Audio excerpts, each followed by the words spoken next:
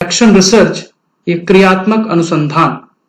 अनुसंधान शब्द हमारे मस्तिष्क में जब आता है, हमारे दिमाग में जब आता है, तो कई बार विद्यार्थियों के मन में या शिक्षकों के मन में ये भ्रम बन जाता है कि ये कोई बड़ा काम है, ये कोई स्पेशलिस्ट का काम है, हम तो टीचर हैं, हमें तो क्लास में पढ़ाना है, हमारा रिसर्च से क्या लेना देना। पर ऐसा नहीं है। एक्शन रिसर्च एक ऐसी रिसर्च विधि है, एक ऐसी रिसर्च प्रोसेस है कि हम में से प्रत्येक इसे करता है, नहीं करता है तो कर सकता है, यदि अब तक नहीं की है तो हमें करनी चाहिए। हमें एक्शन रिसर्च क्यों करनी चाहिए, हमें एक्शन रिसर्च से क्या लाभ हो सकते हैं, एक्शन रिसर्च करने की प्रक्रिया क्या होगी, कैसे हम इसकी रिपोर्ट बनाएंगे, आज के सत्र में हम इन्हीं सभी मुद्दों पर अपनी चर्चा प्रारंभ करने जा रहे हैं। अब थोड़ा सा इतिहास पर नजर डालते हैं। अगर एक्शन रिसर्च के आप इतिहास की ओर देखें तो इसका इतिहास बहुत पुराना है। द्वितीय विश्व युद्ध के आसपास का इसका इतिहास है। इतिहास में दो नाम बहुत महत्वपूर्ण है।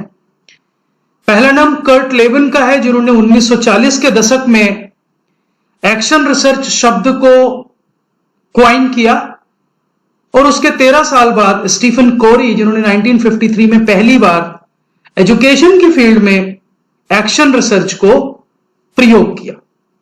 ये दो नाम इसलिए महत्वपूर्ण हो जाते हैं क्योंकि यदि आप एक्शन रिसर्च की हिस्ट्री देखें तो इनिशियली एक्शन रिसर्च एजुकेशन की फील्ड के लिए क्वाइन नहीं हुआ था। एक्शन रिसर्च के बहुत सारे नाम हैं जो आपको सुनने में आएंगे। कुछ लोग इसको प्रैक्टिशनर रिसर्च कहते हैं। प्रैक्टिशनर रिसर्च मींस वो रिसर्च जो प्रैक्टिशनर अपनी प्रैक्टिस को इंप्रूव करने के लिए करते हैं। जैसे हम टीचर्स अपनी क्लासरूम प्रॉब्लम्स को सॉल्व करने के लिए, अपनी टीचिंग लर्निंग को इंप्रूव करने के लिए अगर रिसर्च करें तो हम भी प्रैक्टिशनर है, हमारी रिसर्च है। किसी और फील्ड के लोग ड्यूरिंग द प्रैक्टिस अगर रिसर्च करें तो वो उनकी एक्शन रिसर्च। कुछ लोग इसको टीचर रिसर्च कहते हैं क्योंकि इसमें फुल फ्लेज्ड रिसर्चर की बजाय एक जो टीचर की तरह काम करने वाला व्यक्ति है, मेरे और आपके जैसा, वो अपनी समस्याओं के समाधान के लिए काम करता है, इसलिए इसको कुछ लोग टीचर रिसर्च कहते हैं। कुछ लोग इसको साइट बेस्ड रिसर्च कहते हैं। साइट बेस्ड रिसर्च इसलिए कहते हैं क्योंकि एक्शन रिसर्च वही होती है जहां टीचर होता है और जहां प्रॉब्लम होती है।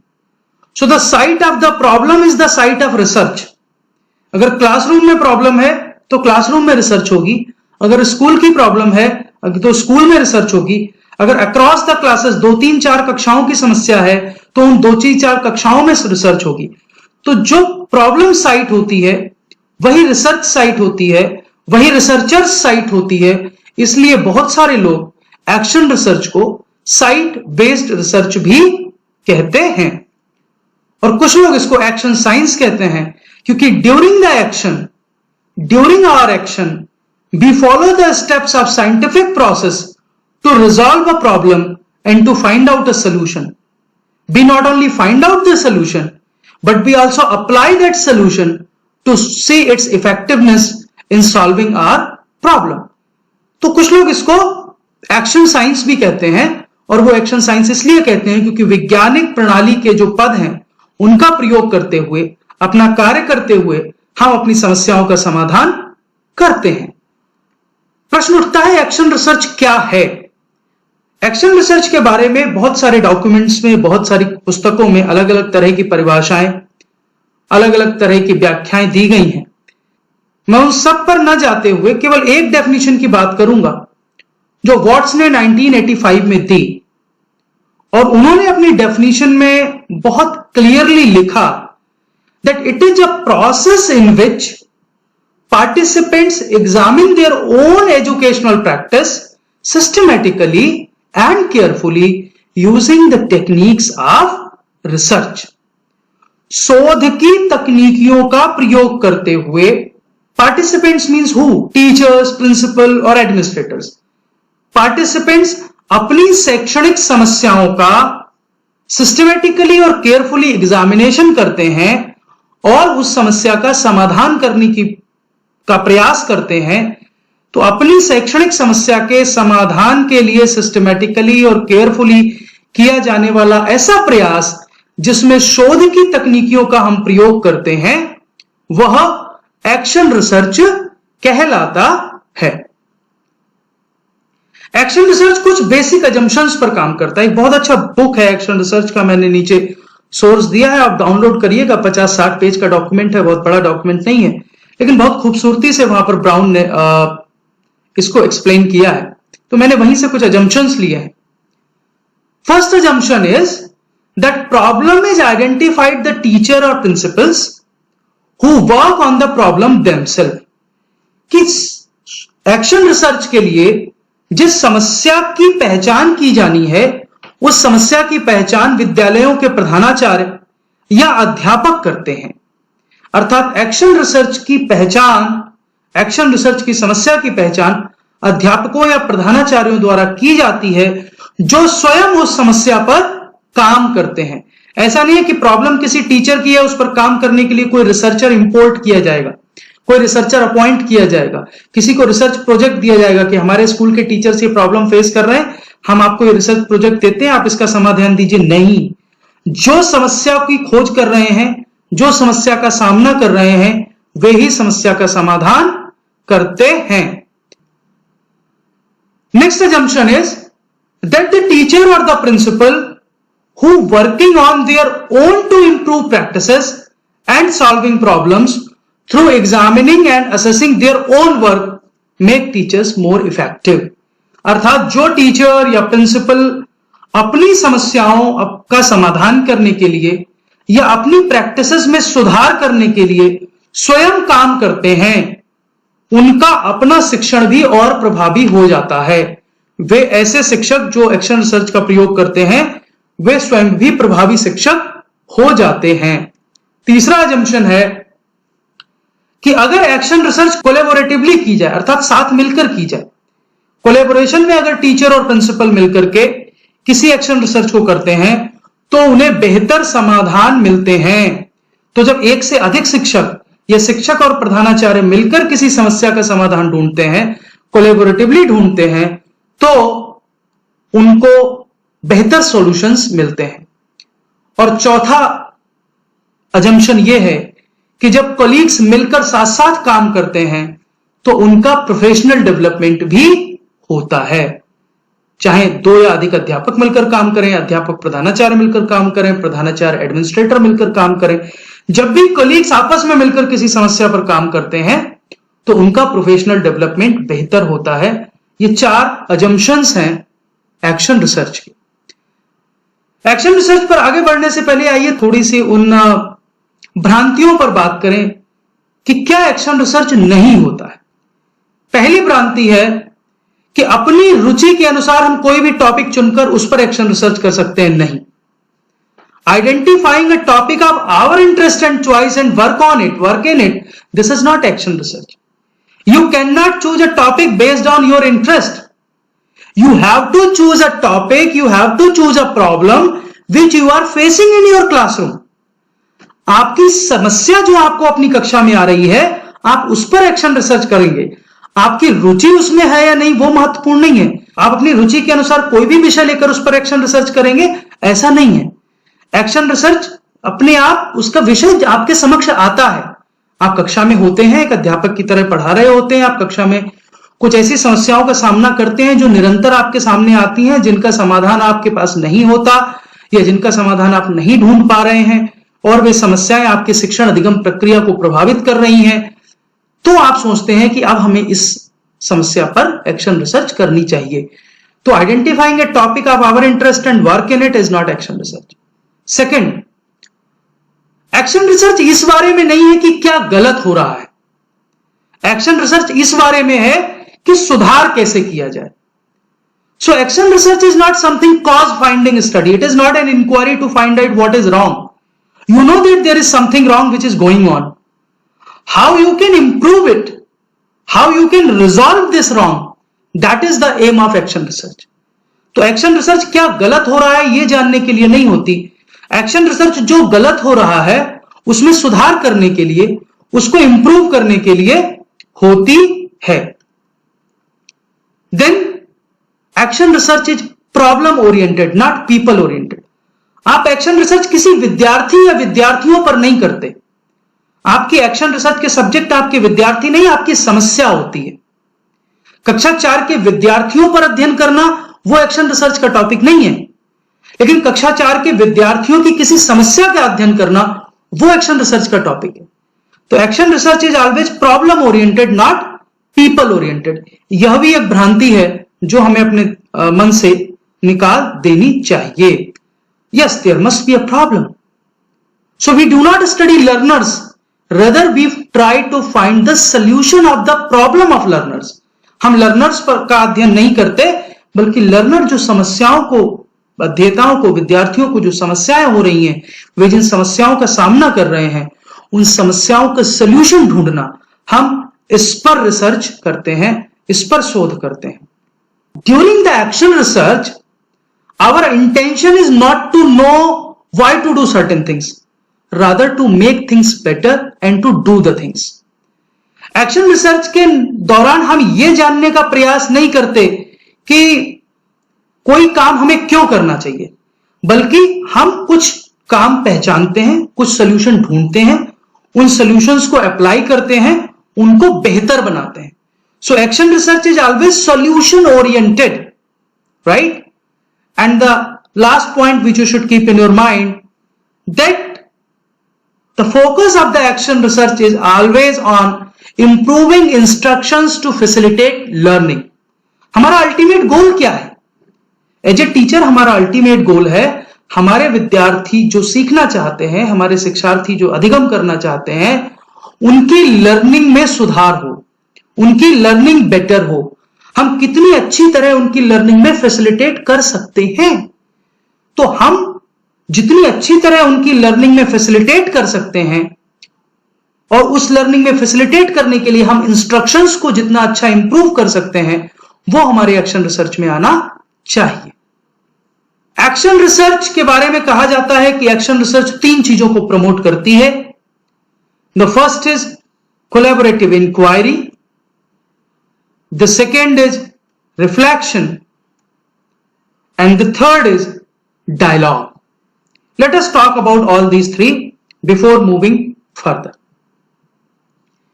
When I am talking about collaborative inquiry, so what is collaborative inquiry?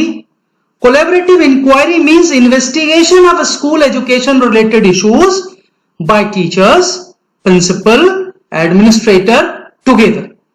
तो एक्शन रिसर्च में कोलैबोरेटिव इंक्वायरी का मतलब है कि विद्यालय में या शिक्षा संबंधी जो समस्याएं हमारे समक्ष आ रही हैं, उन समस्याओं को समाधान करने के लिए जब अध्यापक और प्रधानाचार्य या एडमिनिस्ट्रेटर मिलकर के इन्वेस्टिगेट करते हैं, तब उसे हम कोलैबोरेटिव इंक्वायरी कहते हैं। दूसरा डायमेंशन है इसका reflection. Reflection means a continuous thought process by the teachers on understanding their various activities.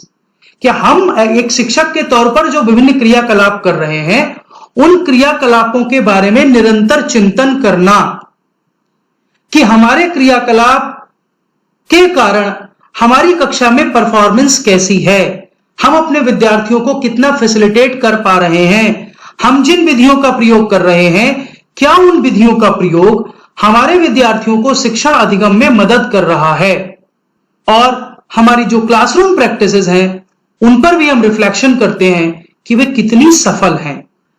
Third dimension is dialogue. Dialogue means discussing about the problem and its solutions with other teacher colleagues.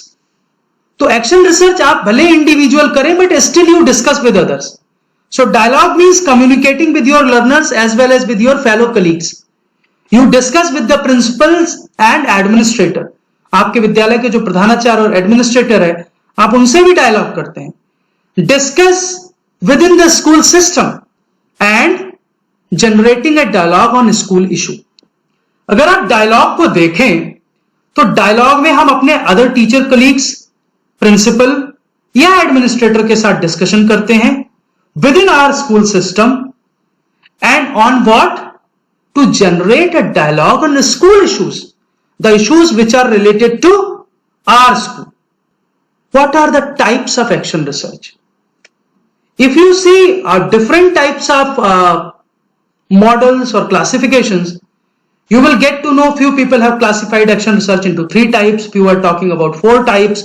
So there are different documents, but what I am going to talk about today, it is a classification given by Emile Colhan in 1993, and he was talking about 3 types of action research: individual teacher research, collaborative action research and school wide action research. तो मैं केवल आज इन 3 तरह की action research पर बात करूंगा कि इंडिविजुअल टीचर रिसर्च, जो एक ही टीचर यदि एक्शन रिसर्च करे तो वो क्या होती है, कोलैबोरेटिव एक्शन रिसर्च जहां 2 या 2 से अधिक टीचर या टीचर प्रिंसिपल मिलकर किसी समस्या पर एक्शन रिसर्च करते हैं, वो कोलैबोरेटिव एक्शन रिसर्च है। और जब किसी विद्यालय की पूरी समस्या हो तो विद्यालय का पूरा तंत्र, जिसमें अध्यापक, प्रधानाचार्य, एडमिनिस्ट्रेटर सब सम्मिलित हैं, सब मिलकर जब इस पर काम करते हैं तो वो स्कूल वाइड एक्शन रिसर्च कहलाती है। Let us talk about individual teacher research. एक अध्यापक, अकेले अध्यापक के रूप में जब आप अपनी कक्षा में जाते हैं, जब अकेले अध्यापक के रूप में आप अपनी कक्षा में जाते हैं, तो कक्षा में आप नित्य प्रतिदिन विभिन्न प्रकार की समस्याओं और मुद्दों का सामना करते हैं। इसमें से बहुत सारी समस्याएं ऐसी होती हैं जिनके समाधान तत्काल आपके पास होते हैं। कुछ समस्याएं ऐसी होती हैं जिनके समाधान तत्काल आपके पास नहीं होते, परंतु उन समस्याओं पर आप अपने संगी साथियों से चर्चा करके, थोड़ा अध्ययन करके, प्रधानाचार्य से बात करके या किसी और अधिक विद्वत व्यक्ति से बात करके उस समस्या का समाधान आप ढूंढ लेते हैं।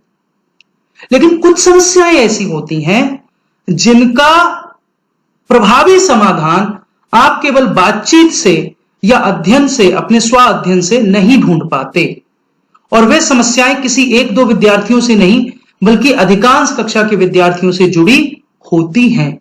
तो ऐसी समस्याओं के समाधान के लिए हम इंडिविजुअल टीचर रिसर्च करते हैं। इंडिविजुअल टीचर रिसर्च इसे इसलिए कहते हैं क्योंकि इस प्रकार की रिसर्च में टीचर्स एक इंडिविजुअल रिसर्चर की तरह इंगेज होते हैं। ये कोलैबोरेटिव रिसर्च नहीं होती।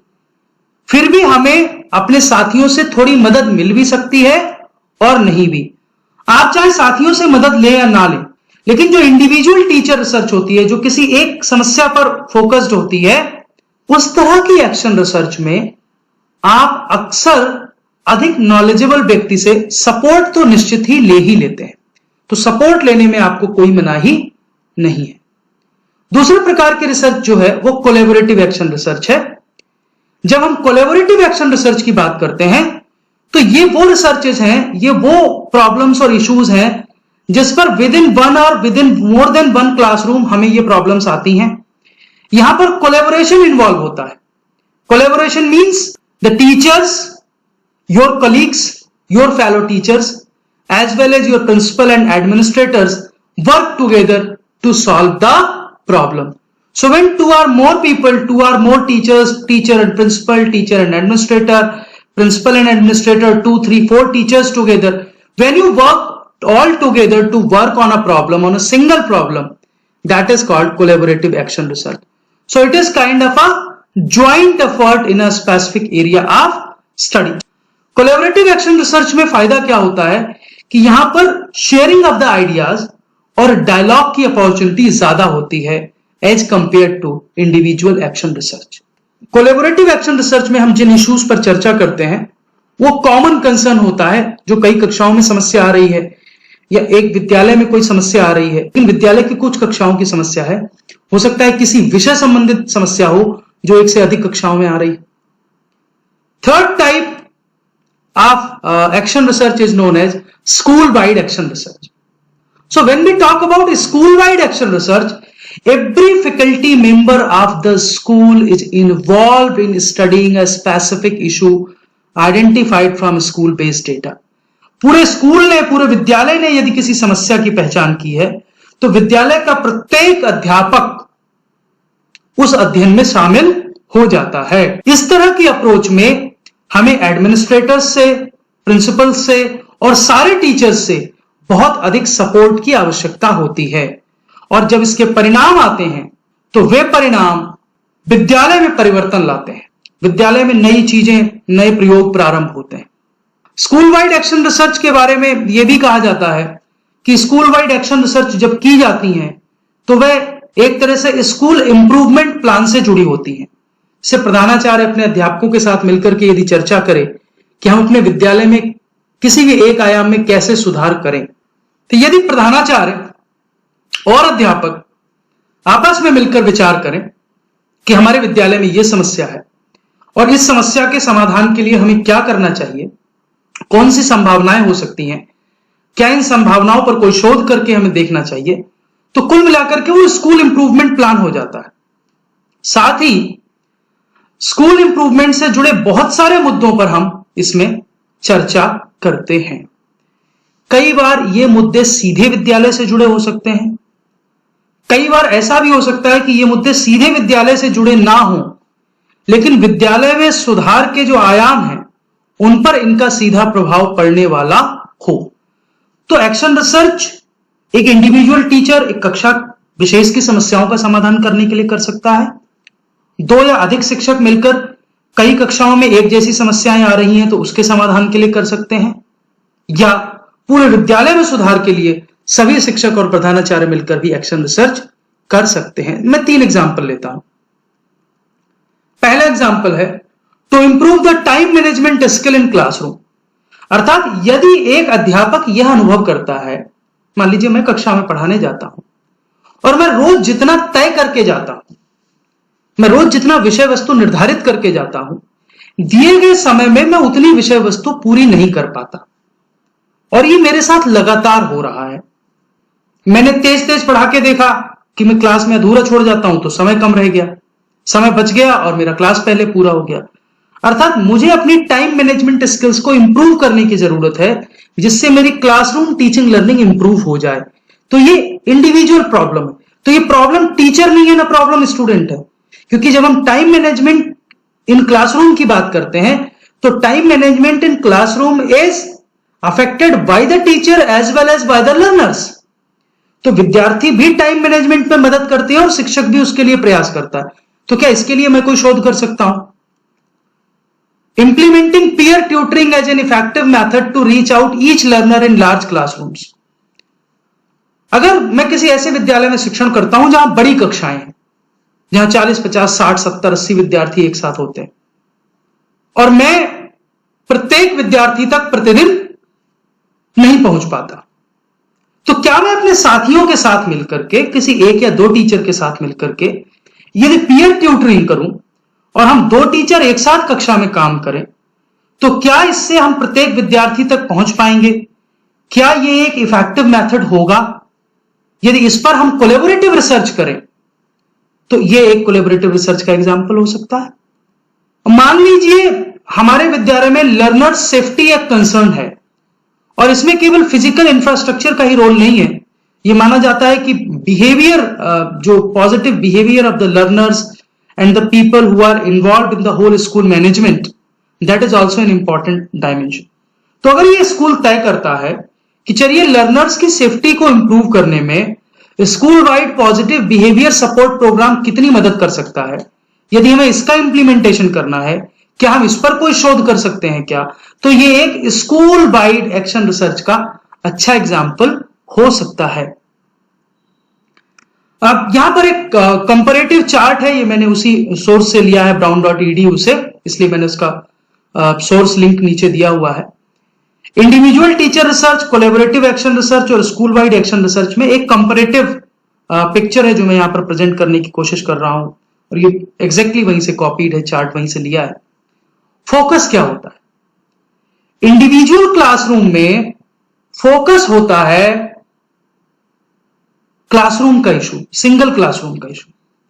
कोलैबोरेटिव एक्शन रिसर्च में एक ऐसा कॉमन इशू जो 1 से अधिक अध्यापकों का एक कक्षा में हो या 1 से अधिक कक्षाओं में हो, तो दोनों तरह के इश्यूज हो सकते हैं। और स्कूल वाइड एक्शन रिसर्च में स्कूल रिलेटेड इशू या कलेक्टिव इंटरेस्ट का इशू, वो इसका फोकस हो सकता है। कैसी सपोर्ट चाहिए?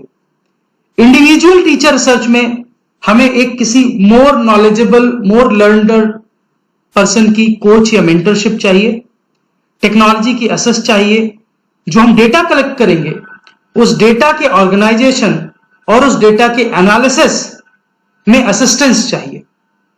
कोलैबोरेटिव एक्शन रिसर्च में हमें क्या चाहिए? यदि हम कुछ टीचर रिसर्च पर काम करेंगे तो हमारी जगह जो टीचर कक्षा में हमारी जगह जाएंगे उनकी कक्षा लेने, अर्थात हमें सब्स्टिट्यूट टीचर्स का अरेंजमेंट करना होगा, उनकी भी मदद लेनी होगी। हमें वो टाइम चाहिए जिस फ्री टाइम में, जिस रिलीज टाइम में हम सब आपस में मिलकर कोलैबोरेटिवली अपनी समस्याओं पर चर्चा कर सकें, और इसमें एडमिनिस्ट्रेटर्स का क्लोज सपोर्ट चाहिए। अगर हमें स्कूल वाइड एक्शन रिसर्च करनी है तो पहले तो स्कूल का कमिटमेंट चाहिए, स्कूल से एक लीडरशिप चाहिए जो उस पूरी एक्शन रिसर्च को लीड करे, स्कूल के मैनेजमेंट से क्लियर कम्युनिकेशन चाहिए, और हो सकता है कई बार हमें स्कूल वाइड रिसर्च के लिए एक्सटर्नल पार्टनर्स की जरूरत भी पड़ जाए।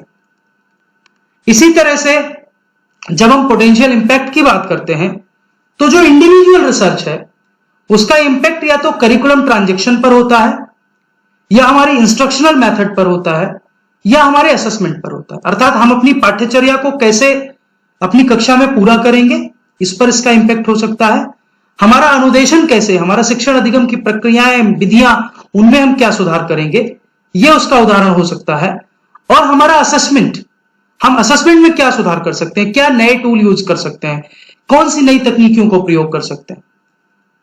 वहीं कोलैबोरेटिव एक्शन रिसर्च में करिकुलम, इंस्ट्रक्शन और असेसमेंट के साथ साथ पॉलिसी इंप्लीमेंटेशन भी आ जाता है कि यदि कोई नीति ऐसी है जिसको हमें लागू करना है अपने विद्यालय में कई कक्षाओं में, तो उस पॉलिसी को लागू करने में क्या समस्याएं आ सकती हैं और उसको कैसे समाधान करना है, उस पर भी रिसर्च हो सकती है। जब हम potential impact on school wide researches की बात करते हैं तो स्कूल की रिस्ट्रक्चरिंग, स्कूल में आने वाले चेंजेस, पॉलिसी इंप्लीमेंटेशन, स्कूल और पेरेंट्स की इन्वॉल्वमेंट को कैसे बढ़ाया जाए, या ओवरऑल स्कूल में जो भी प्रोग्राम्स हैं उन प्रोग्राम्स का इवैल्यूएशन भी इसके अंदर आ सकता है।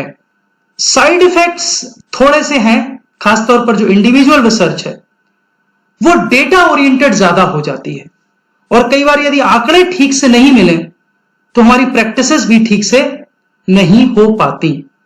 दूसरा, इंडिविजुअल एक्शन रिसर्च में एक प्रॉब्लम यह रहती है, जो उसको सामान्यीकरण हमें करना है, उसका जनरलाइजेशन करना है, तो उसका जो जनरलाइजेशन है वो बहुत ज्यादा नहीं हो पाता, क्योंकि सीमित कक्षा की समस्या होती है।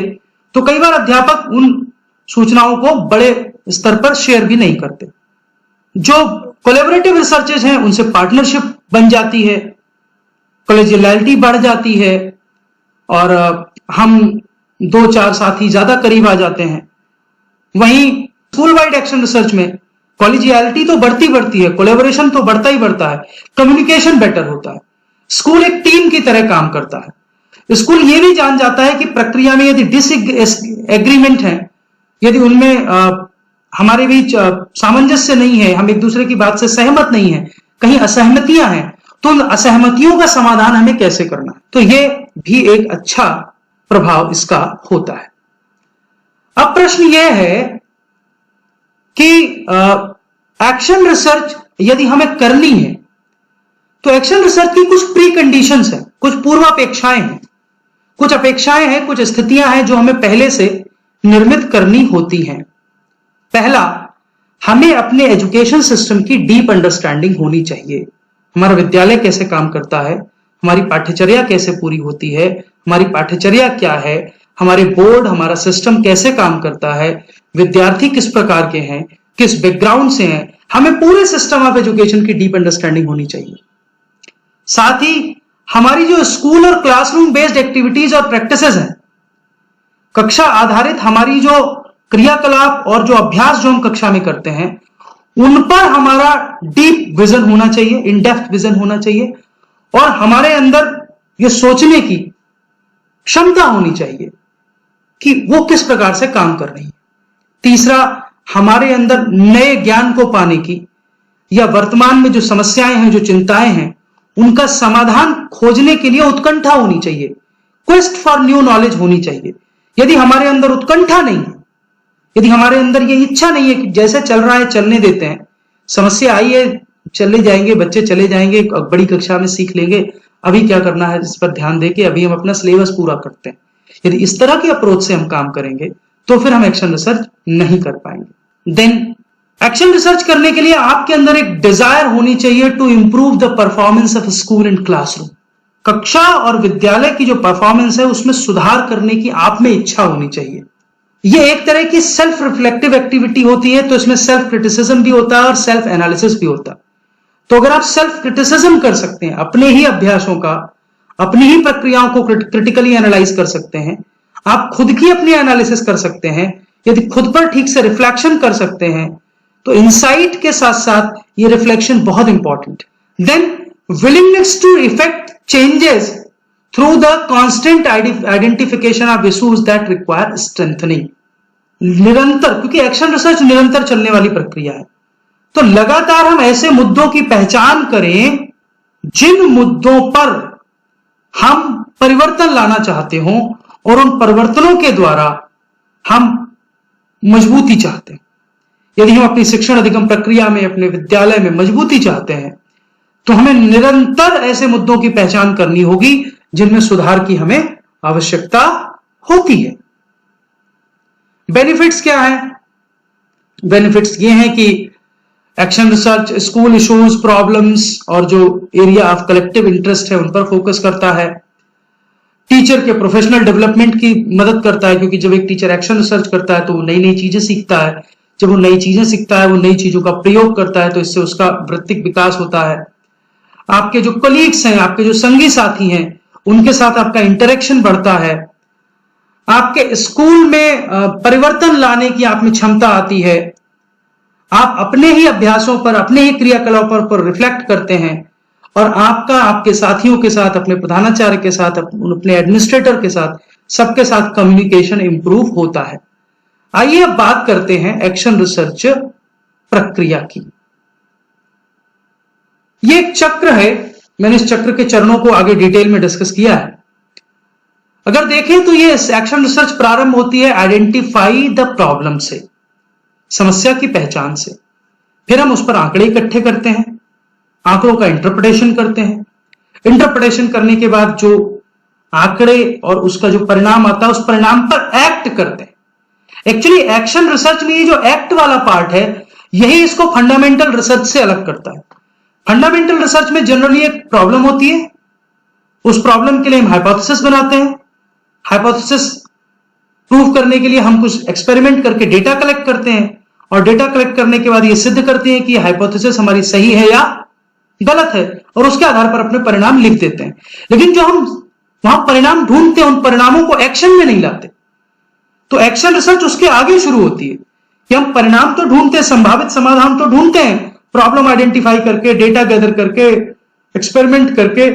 जो आइडेंटिफाइड सोल्यूशन है उसको हम एक्ट करते हैं और उस सोल्यूशन के प्रभाव देखते हैं कि समस्या के समाधान में वह सोल्यूशन काम कर रहा है कि नहीं कर रहा है। और जब उसके समाधान आ जाते हैं, तब हम अगले चरण की ओर बढ़ते हैं और फिर हम फिर से एक नई समस्या का पहचान कर लेते हैं। तो जब हम कंडक्टिंग एक्शन रिसर्च की बात करते हैं, तो इसका पहला चरण है व्हाट इज द प्रॉब्लम और the question you want to answer. ऐसी कौन सी समस्या या प्रश्न है जिसका समाधान, जिसका उत्तर आप चाहते हैं। अर्थात एक्शन रिसर्च की प्रारंभ कहां से होती है? समस्या की पहचान से। वो कौन सी समस्या है जिसका समाधान हमें करना है। हम उस प्रश्न को, उस समस्या को स्पष्ट करते हैं, उसको एक विशिष्ट भाषा देते हैं, उसकी शब्दावली विशिष्ट करते हैं, उसकी सीमाएं निर्धारित करते हैं और उसको एक सही स्वरूप देते हैं। एक्शन रिसर्च के प्रारंभ में जो प्रश्न होते हैं वो सामान्य भी हो सकते हैं और विशिष्ट भी। तो जो एक्शन रिसर्च की क्वेश्चन है वो जनरल भी हो सकती है और स्पेसिफिक भी। जैसे does the new math lab increase math grades और math test scores among my learners. ये एक क्वेश्चन है कि यदि मैंने विद्यालय में एक नई मैथ लैब स्टैब्लिश की, तो क्या उससे मेरे बच्चों के गणित के जो अंक, प्राप्तांक हैं, या गणित में जो उनके ग्रेड्स जो उनको मिलते हैं, क्या उन ग्रेड्स में कुछ सुधार होगा? ये मेरी अध्ययन की एक प्रश्न हो सकती है। या एक और उदाहरण ले सकते हैं, do the identity development group affect student attendance और अचीवमेंट। आइडेंटिटी डेवलपमेंट ग्रुप्स कई बार कक्षा में निर्मित हो जाते हैं कि हम विद्यार्थियों का एक ग्रुप कई बार चाहे अनचाहे निर्मित कर देते हैं, जो हमें नहीं करना चाहिए। कई बार वो सोशियो इकोनॉमिक स्टेटस के आधार पर हो सकता है, कई बार वो एक क्षेत्र से आने वालों के आधार पर हो सकता है, कई बार वो भाषाई आधार पर हो सकता है, कई बार वो जातिगत धर्मगत आधार पर हो सकता है। लेकिन यदि गलती से भी कक्षा में ऐसे आइडेंटिटी डेवलपमेंट ग्रुप्स बन गए हैं, तो क्या इनका प्रभाव उनके अटेंडेंस या उनके अचीवमेंट पर पड़ता है? क्या कोई अध्ययन कौशल, कोई स्टडी स्किल कक्षा 7 के बच्चों के जो अनुत्तीर्ण होने का रेट है उसमें सुधार कर सकती है? क्या यदि हम विद्यालय में कैरियर एक्सप्लोरेशन गाइडेंस करिकुलम लागू करें या इस तरह की एक यूनिट स्टैब्लिश करें तो बच्चों की कैरियर चॉइस के बारे में जो नॉलेज है वो इंप्रूव होगी? तो these are few examples, you can see many examples, but these are few questions or the problems which you need to find first. Then हम एकदम से प्रश्न बनाकर के रिसर्च नहीं करने लगते। हम ये देखते हैं कि हमने जो प्रश्न निर्धारित किया है, हमने जो समस्या की पहचान की है, हम जिस समस्या पर काम करने वाले हैं, क्या उस समस्या पर औरों को कभी कुछ मिला है? What have others found? ये कैसे पता लगेगा? इसके लिए हम रिसोर्सेज ढूंढते हैं, हम रिसर्च लिटरेचर ढूंढते हैं और हम इसका रिव्यू करते हैं। हम विद्यालय में भी पता करने की कोशिश करते हैं कि क्या विद्यालय में कभी किसी ने और इस पर काम किया है, यदि किया है तो क्या उनके पास कोई सूचना हो सकती है क्या? जो हमारे प्रोफेशनल जर्नल्स हैं, चाहे वो एनसीईआरटी के जर्नल्स हैं, प्राइमरी टीचर है, और भी इस तरह के जो जर्नल आते हैं जिसमें शिक्षकों के बहुत सारे अभ्यासों, प्रयोगों की चर्चा होती है, क्या वहां कोई इस तरह की, क्या इंटरनेट पर इस तरह के टॉपिक पर कोई रिसर्च हुई है? क्या उसका कुछ डेटा, कुछ इंफॉर्मेशन अवेलेबल है क्या? तो जब हम अपना रिसर्च प्रॉब्लम आइडेंटिफाई कर लेते हैं और उसको डिफाइन कर लेते हैं, तो पहले हम थोड़ा रिव्यू करते हैं। यह रिव्यू उतना रिगरस नहीं होता जितना रिगरस फंडामेंटल रिसर्च में होता है, लेकिन अप्लाइड लेवल पर हम रिव्यू जरूर करते हैं। यह जरूर जानने की कोशिश करते हैं कि हमने जिस समस्या की पहचान की है उस समस्या का समाधान क्या हो सकता है। फिर हम अपनी समस्या का पर्पस लिखते हैं कि हम ये शोध क्यों करना चाह रहे हैं, हमें शोध क्यों करना है, हम जो समाधान प्रस्तावित कर रहे हैं उससे हमारे विद्यालय की एजुकेशनल प्रैक्टिसेस पर क्या प्रभाव पड़ेगा, क्या बच्चों के जो आउटकम्स हैं, निष्पत्तियां हैं विद्यार्थियों की, उन पर क्या प्रभाव पड़ेगा, क्या हमारा अध्ययन हमें निर्णय लेने में कुछ मदद करेगा। इस तरह के प्रश्न हम खुद से पूछते हैं और इन प्रश्नों के संभावित उत्तर लिख करके हम पर्पस ऑफ द स्टडी और पर्पस ऑफ द रिसर्च लिखते हैं। फिर जब हम रिसर्च करते हैं तो हमें यह भी देखना होता है कि क्या हमने कोई हाइपोथेसिस या बहुत सारी हाइपोथेसिस बनाई है, क्या ये हाइपोथेसिस हमें कुछ बायसेस को आइडेंटिफाई करने में मदद करेंगी, क्या इन हाइपोथेसिस से हमें कुछ अपोजिट आंसर मिलेगा, अगर हम गलत हो गए तो उसका क्या कारण होगा, डाटा में ऐसा क्या रीजन होगा जिसकी वजह से हमें अलग तरह के उत्तर मिलेंगे। तो ये सारे चीजें भी हम करते हैं। उसके बाद हम ये निर्धारित करते हैं कि हम जो अपने शोध में आंकड़े इकट्ठे करेंगे उसके लिए हमारा इंस्ट्रूमेंट क्या होगा, किस प्रकार के हम प्रश्न पूछेंगे, किस प्रकार के आंकड़े होंगे। क्या वो आंकड़े हम किसी सर्वे क्वेश्चनर से इकट्ठे करेंगे, हम कोई टेस्ट बनाएंगे, कैसे करेंगे आंकड़े इकट्ठे, क्या आंकड़े आंकिक होंगे, नंबर में होंगे, न्यूमेरिकल डेटा होगा, या आंकड़े शाब्दिक होंगे, विस्तृत विमर्श वाले होंगे, लिखित होंगे, हम उनके एनालिसिस कैसे करेंगे। तो यह भी हम चिंता करते हैं जब हम एक्शन रिसर्च प्रपोजल बनाते हैं। साथ ही हम आंकड़े किससे इकट्ठे करेंगे और कितने लोगों से इकट्ठे करेंगे। खासतौर पर जब क्लासरूम रिलेटेड रिसर्च होती है तो आंकड़े हम केवल अपनी कक्षा के विद्यार्थियों से एकत्र करते हैं, तो हमारा सैंपल साइज वही होता है। लेकिन जब हम अक्रॉस द क्लासरूम्स बात करते हैं या स्कूल वाइड एक्शन रिसर्च की बात करते हैं तो कई बार फिर हमें सैंपलिंग करनी पड़ती है कि हमारा अप्रोप्रिएट साइज क्या होगा। हम 30 विद्यार्थियों से जानकारी लेंगे, 100 विद्यार्थियों से जानकारी लेंगे, 200-500 विद्यार्थियों से जानकारी लेंगे, ये इस पर भी निर्भर करता है हमारा टूल क्या है। सर्वे है तो शायद हम 500 विद्यार्थियों से आंकड़े इकट्ठे कर सकते हैं, लेकिन अगर इंटरव्यू है तो हम 500 विद्यार्थियों का इंटरव्यू नहीं ले सकते, क्योंकि वो टाइम टेकिंग प्रोसेस है, बहुत टाइम कंज्यूमिंग है। उसका एनालिसिस कैसे करेंगे, जो आंकड़े हमारे आएंगे उन आंकड़ों को हम विश्लेषित कैसे करेंगे, कौन सी अप्रोप्रिएट स्टैटिस्टिक्स होगी जो हम अप्लाई करेंगे, क्या हम मीन, मीडियन, फ्रीक्वेंसी, परसेंटेज जैसी चीजें इस्तेमाल करेंगे, क्या हम टी टेस्ट या काई स्क्वायर जैसे स्टैटिस्टिक्स लगाएंगे, यदि हमें कंट्रोल ग्रुप और इंटरवेंशन ग्रुप्स के बीच डिफरेंस देखना है तो क्या हम टी टेस्ट या काई स्क्वायर लगाएंगे, अगर 2 से ज्यादा ग्रुप हैं तो क्या हम अनोवा यूज करेंगे। या और भी बहुत सारी स्टेटिस्टिक्स हैं जो हम इस्तेमाल कर सकते हैं। तो जब हम एक्शन रिसर्च का प्रपोजल बनाते हैं, इन सारी चीजों का ध्यान रखते हैं।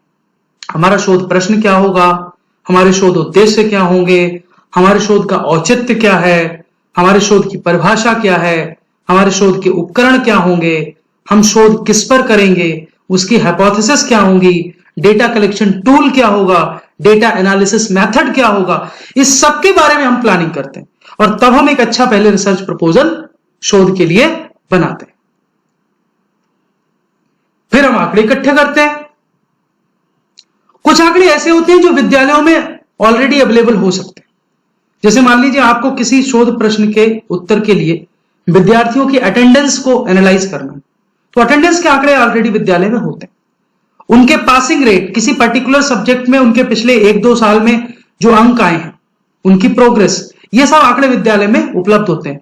तो कुछ आंकड़े ऐसे होते हैं जो विद्यालयों में उपलब्ध होते हैं, हम उनकी एनालिसिस कर सकते हैं। कुछ आंकड़े ऐसे होते हैं जो हमें अध्यापकों से, विद्यार्थियों से या उनके माता पिता से लेने होते हैं।